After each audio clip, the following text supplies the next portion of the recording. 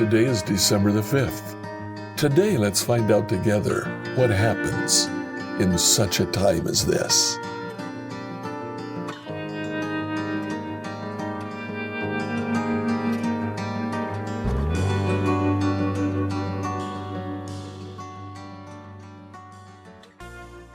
Reading through the Bible in a year, I'd like you to read today Esther chapters 3 through 7.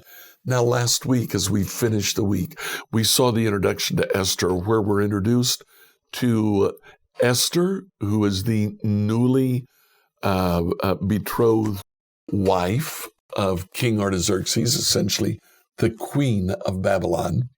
And we're introduced to Mordecai when Mordecai hears of a plot to assassinate King Xerxes and warns him and saves his life.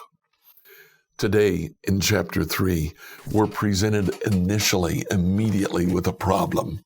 Sometime later, King Xerxes promoted Haman, the son of Hammedatha, the Agagite, over all the other nobles, making him the most powerful official in the empire. He made him essentially a prime minister. All the king's officials would bow down before Haman to show him respect whenever he passed.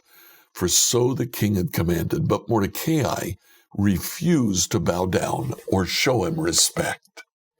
Haman finds out that Mordecai is a Jew, and the Jews would not bow down to anyone, not to him, not to King Xerxes. They would only bow to their God.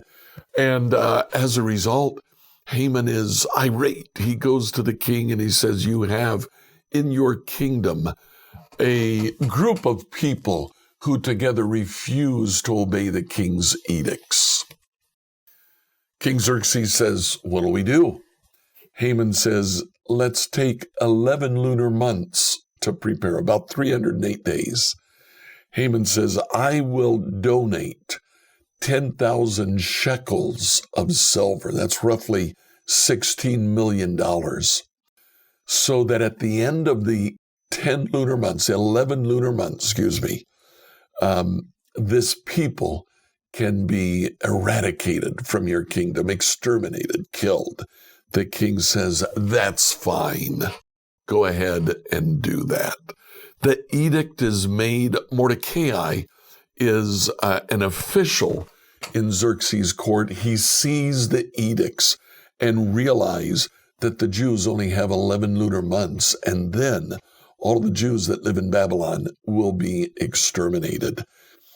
He begins to fast. He puts on sackcloth, and he prays that God will help. Esther, his niece, finds out that Mordecai is fasting, and she sends him food he refuses to eat. She hears that he is dressed in sackcloth. She sends him fine clothes. He refuses to wear them. Esther goes to see him and says, "Why are you doing this?" Mordecai shows Esther the edict. Esther says, "I too am a Jew. I too will die. What will we do?" And Mordecai says, "Who knows if perhaps God has placed you here for such a time as this." Well, Esther goes and she makes a request to the king. The king grants her the request. She says, "You and Haman come. Let me fix a fine banquet for you, and I'll share my request with you at the end of that banquet." So the king comes. It's a wonderful meal. At the end, he says, "What request do you have?"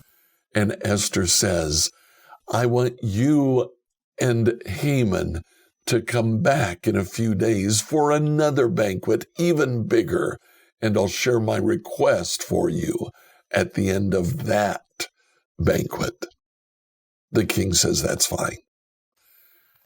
He goes out. Haman leaves. Mordecai is there. As he passes Mordecai refuses to bow. Haman is just beside himself with anger. So he says, "I will kill Mordecai myself before the 11 lunar months are up." He has a pole erected in the courtyard, a pole on which to impale Mordecai. The next morning, he goes back to the king to ask for permission to impale Mordecai on the pole.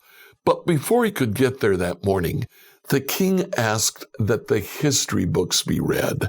And they read the story of how Mordecai saved the king's life by alerting him to an assassination plot.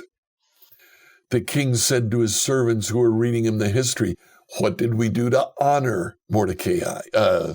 Mordecai. They said, "Nothing." Oh, the king said, "That can't be. We need to honor him." Who do we have in the courtyard?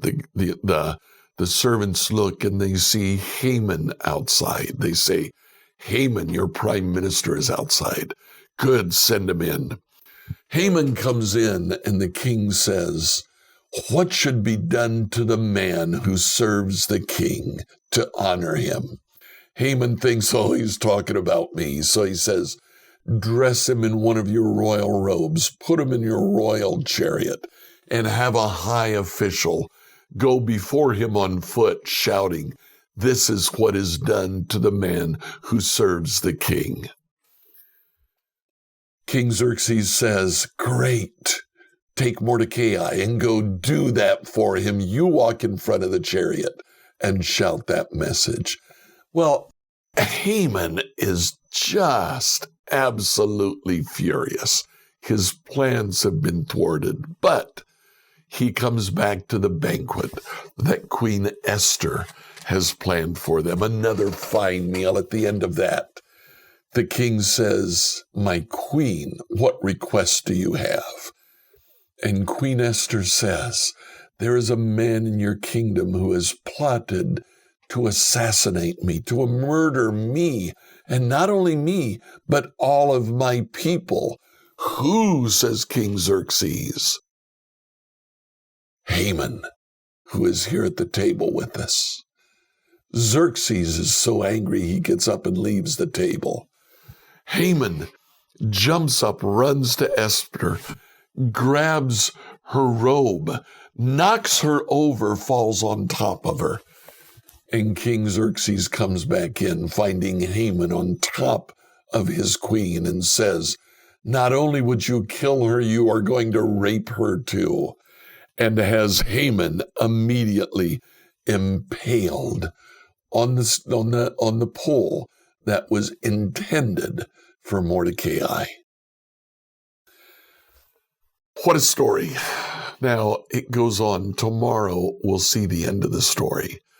But for this part of the story, Mordecai's words to Esther, "Who knows that perhaps you were made queen for such a time as this." That's true of all of our lives. God places us exactly where he wants us. Sometimes we have no idea why, but just like Esther, it can be for such a time as this. Like, follow, and subscribe to this devotional on whatever platform you use to listen to it. Email your questions to us at questions@becomehope.com. Tomorrow, Esther pleads for the Jews.